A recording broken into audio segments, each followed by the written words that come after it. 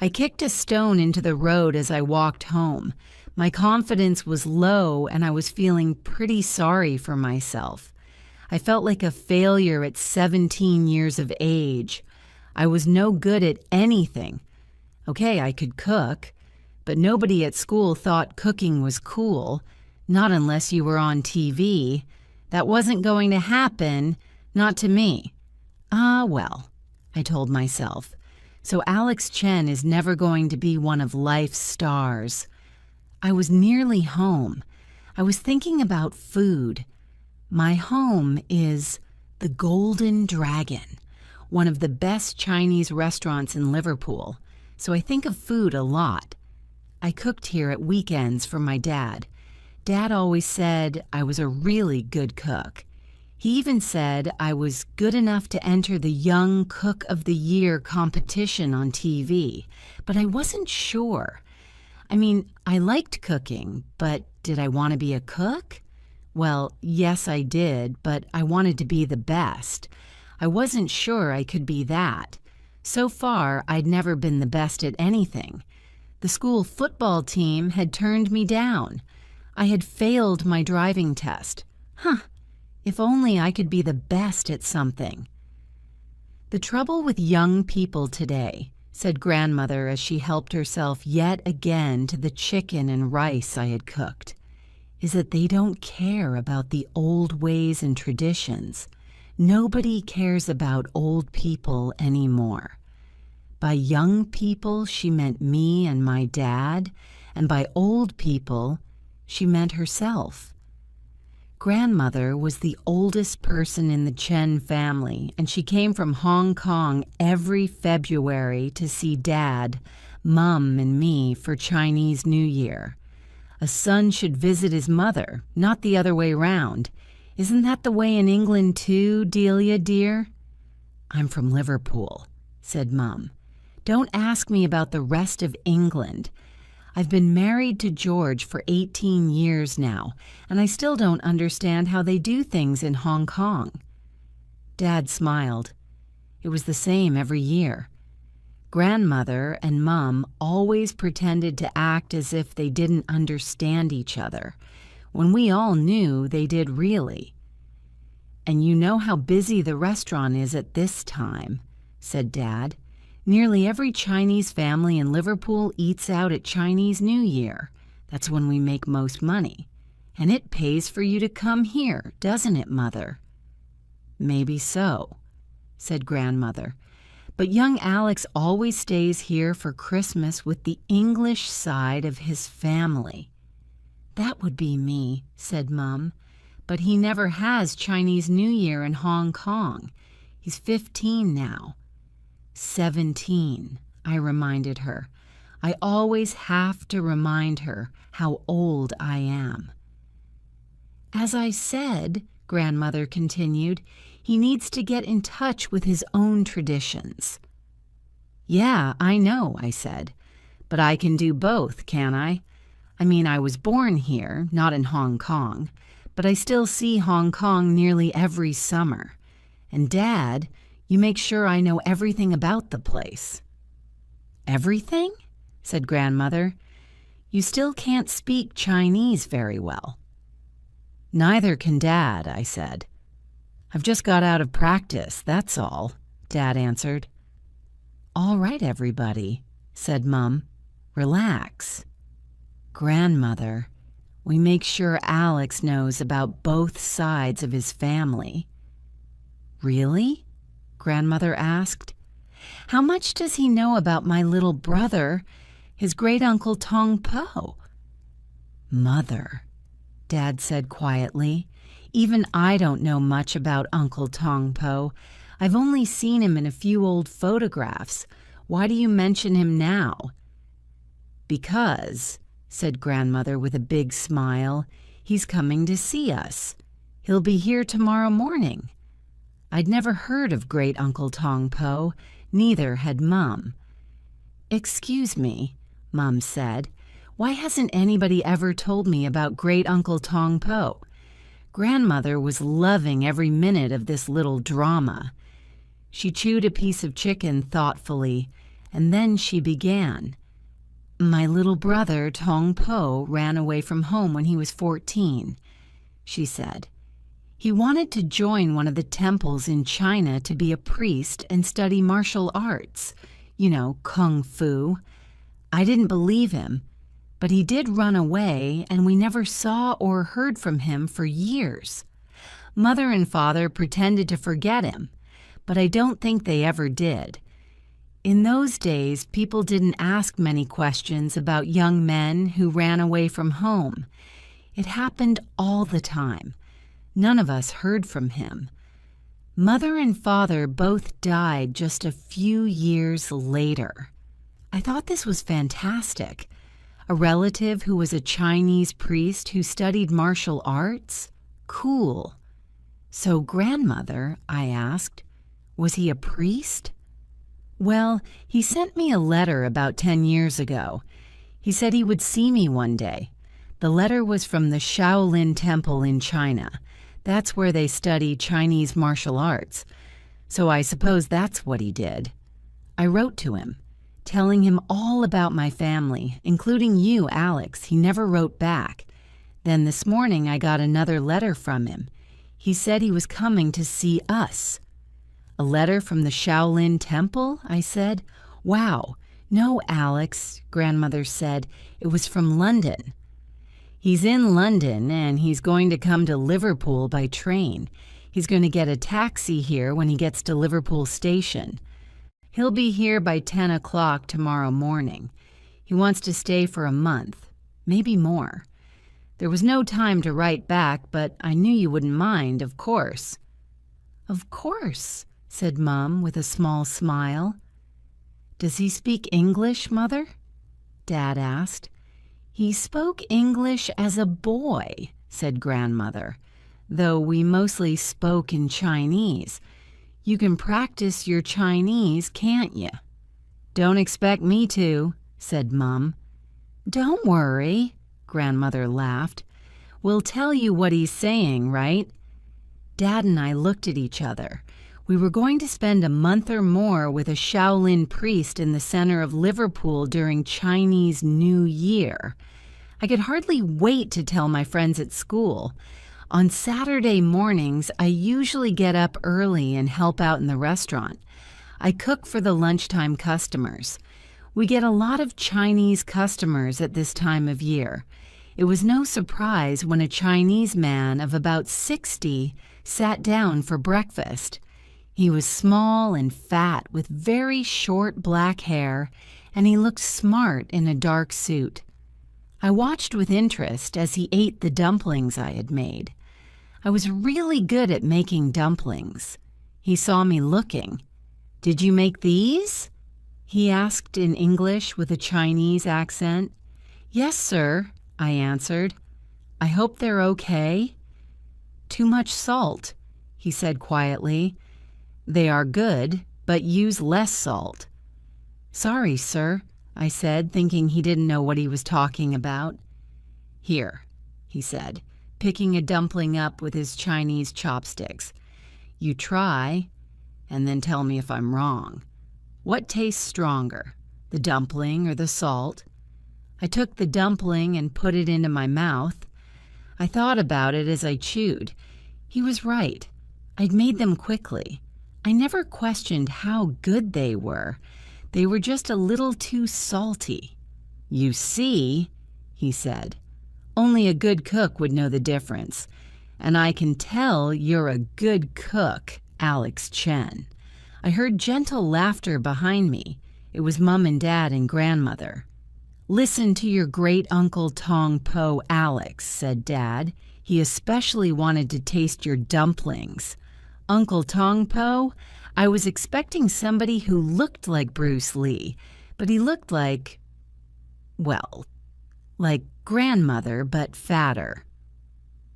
Dad closed the restaurant while we all joined Uncle Tong Po round the table. I felt shy in front of him. Even though I've never done martial arts myself, I've always liked watching the Kung Fu films, and this man knew all about Shaolin Kung Fu, and he was sitting right next to me. I didn't know what to say. I used to make these dumplings all the time at the Shaolin Temple. Uncle Tongpo said, I see you know something about cooking too, Alex. Thank you, Uncle, I said. But you must know all about different kinds of kung fu from the temple, I asked. What were you best at? I was best at kung fu cooking, he laughed. I could cook a complete meal in under 3 minutes. He was joking, right? You were at the Shaolin Temple for many years, weren't you, Uncle? Dad asked. I think Alex is interested in your kung fu fighting. After all, the Shaolin Temple is famous for teaching kung fu, teaching you to fight with your hands and feet. Uncle smiled. Yes, but all kung fu means is a thing done well. And what I did well was cook. Cooking, I asked. But you're a Shaolin kung fu teacher, aren't you? Yes, said Uncle. I teach kung fu cooking. Maybe I wouldn't tell my school friends about my great uncle, the Shaolin kung fu teacher, after all. Not if he was only a cook. Little brother Tongpo, said Grandmother. It's so good to see you, but now you're here. What are your plans? I'm going to spend time with my family, and I'm going to teach Alex some Chinese cooking. Alex is already pretty good, Uncle, said Dad. Uncle stood up and said, Show me the kitchen and give me a few minutes. I showed him the kitchen. Then we waited. After just a few minutes, Uncle came out with a bowl of dumplings. Eat, he told us. So we each took a dumpling and put it into our mouths. I was used to good dumplings, but these were absolutely delicious. They were the best dumplings I had ever tasted in the whole of my life. I could tell by everyone's faces that they all felt the same. So what do you think of your own dumplings now, Alex? Uncle asked. Compared to these beautiful dumplings, mine were awful. They had none of the magical taste of Uncle's wonderful dumplings. I don't know how you did it, Uncle, I said. I could never cook something that good, never in a million years. All good cooks say that when they first taste real cooking, Uncle said. I know I did. I looked down. I didn't know what to say. We start tomorrow, Uncle said.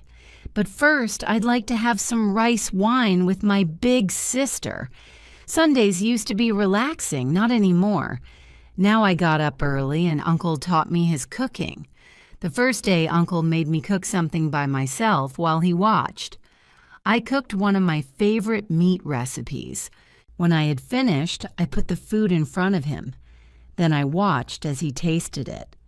I looked on nervously. It was the best I could do. I hoped he liked it. Too much spice, he said. Spices are added to give more flavor, not take it away, and the meat isn't cooked enough. Okay, I thought to myself, you do better. Uncle just said, wait here for a few minutes. I did. A few minutes later, he brought me exactly the same thing. I say exactly, but of course it wasn't. Uncle's meat with spice was the best I'd ever tasted. The meat was soft and there was just the right amount of spice. It was a meal made with a true love of cooking. I thought I could never cook like that. I felt like giving up. Uncle put his arm round me. Now, he said, the lessons begin. The first week was awful. I tried to do things in the same way as Uncle. I wanted to look good, but I was nervous. I got things wrong. My food tasted just the same as it always did. Start trying to love the food, he said. Enjoy yourself. Feel happy about your cooking. But I didn't feel happy. I felt terrible. "It's no good, Uncle," I told him. "I'll never be able to cook like you. I don't know how you do it. It's like magic. I just don't know your secret." Uncle nodded and smiled. "Ah," he said, "you finally worked it out. I knew you would. You're a smart boy." Worked it out? Smart boy? I didn't know what he was talking about. Was I smart? I said nothing. You don't think I was a Shaolin priest for nothing, do you? I mean, we have secrets, we know things, we know all about spices.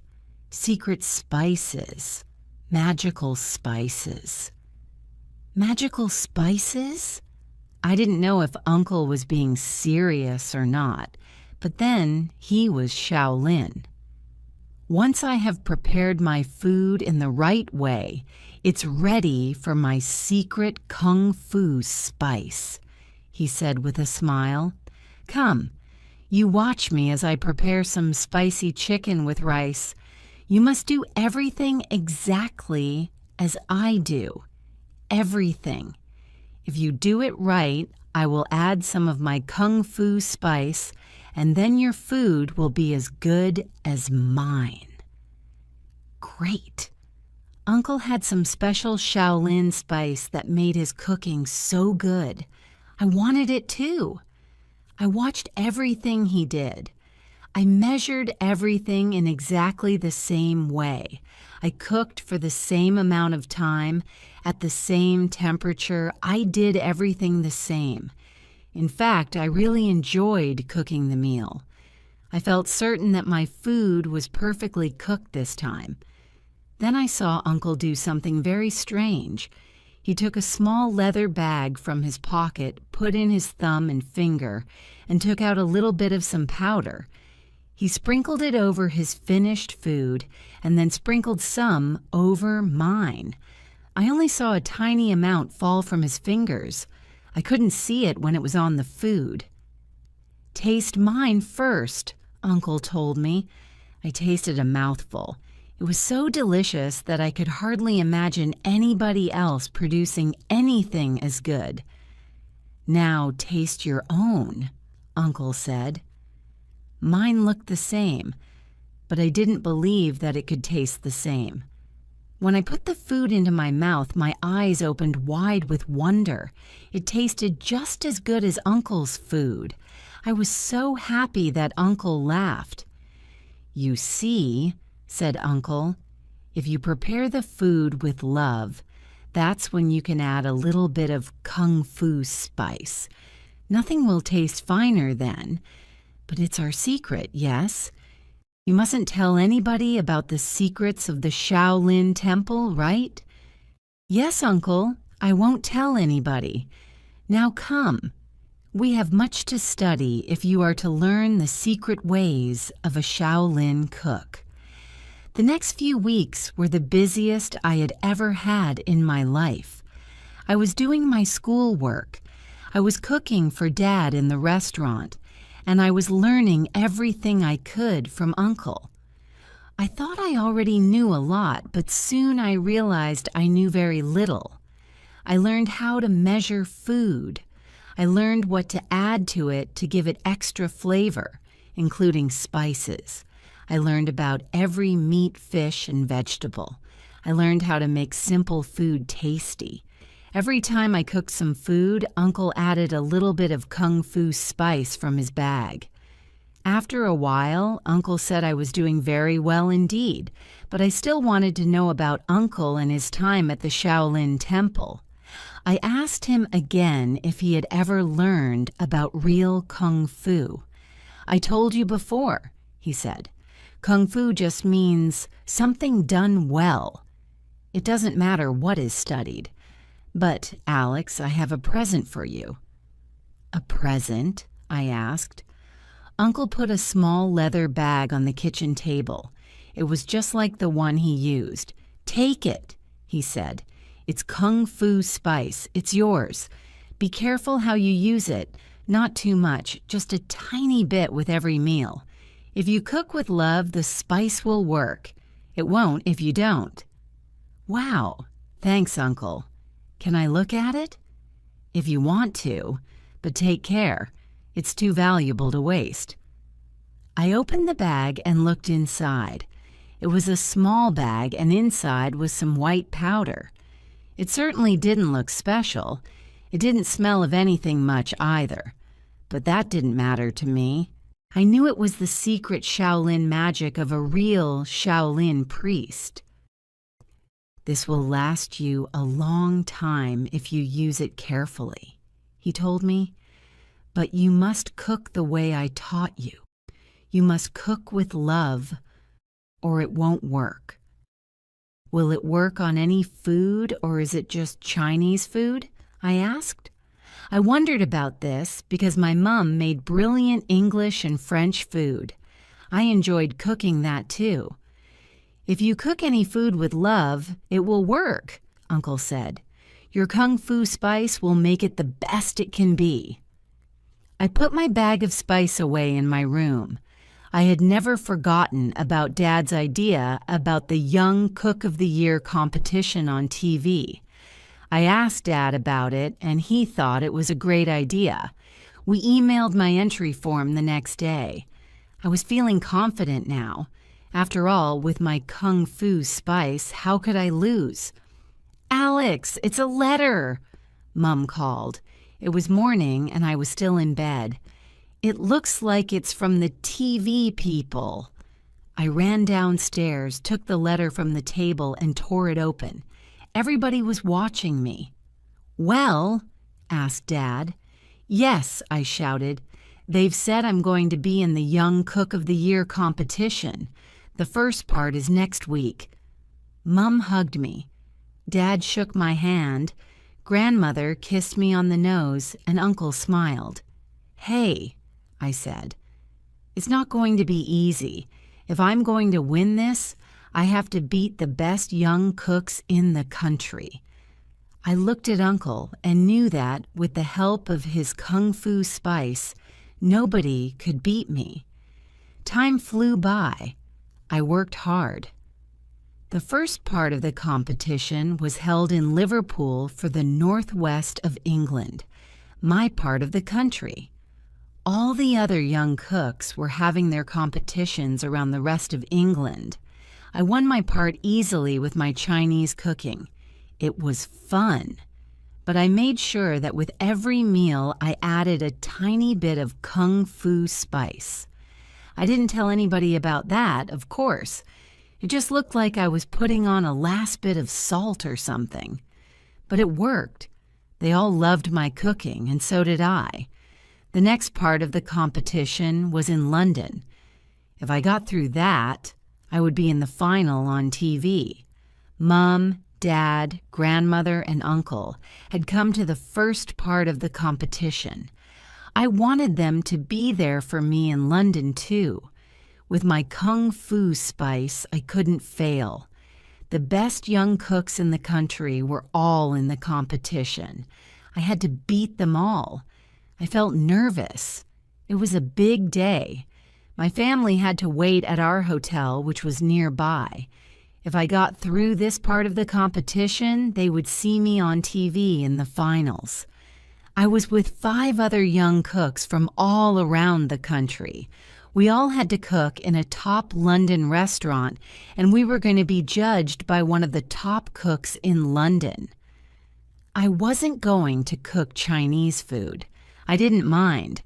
I could cook most things now. With my kung fu spice, I could cook anything. We were taken to the kitchen of the restaurant. The head cook gave us our instructions. He told us that we each had to cook 1 course of a meal. I had to cook steak with potatoes and green beans. Steak wasn't food I cooked often, but I knew how it was done. We had less than 1 hour to get the meal ready. No problem. I knew exactly what to do for a course like this. I knew how steak should be cooked. Not too much, not too little. I knew how to cook potatoes and vegetables so that they were just right. I did everything right. But the main thing was this. I felt good cooking the food. I enjoyed myself. Soon, the food was ready. All I needed next was my kung fu spice to make everything perfect. Just a tiny bit was all I needed. I reached for the little bag in my pocket. It wasn't there. I searched all of my pockets, but I just couldn't find it. What could I do? I felt afraid. The skin on my back went cold and my tongue went dry. I wanted to run out and find my uncle. He must have some more kung fu spice. I had to have it. I had to, but it was too late. The judge was already on his way to taste my food. Oh no, without my Shaolin magic, I was just an ordinary cook. What chance did I have of winning now? The competition judge was French. He looked like he knew everything about cooking. He looked at my steak and cut off a piece. He put some potato on the same fork and some green beans as well.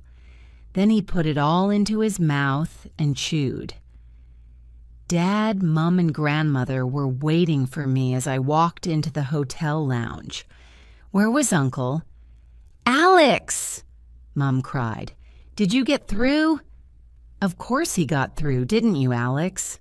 said Grandmother. "I don't know how," I said, "but I did it. I got through." "And why are you so surprised? You know enough about cooking to win, son," Dad said. "We all know that, even if you don't." Mom hugged me, and Dad looked very pleased. I was pretty pleased myself. I had got through to the finals without the help of my kung fu spice. I could hardly believe it. "Hey, where's Uncle?" I asked. I couldn't see him anywhere. "I'm sorry, Alex," said Grandmother, "but my brother told us he had to go back to the temple. It's just like him to disappear suddenly. He never changes. But he left this letter for you."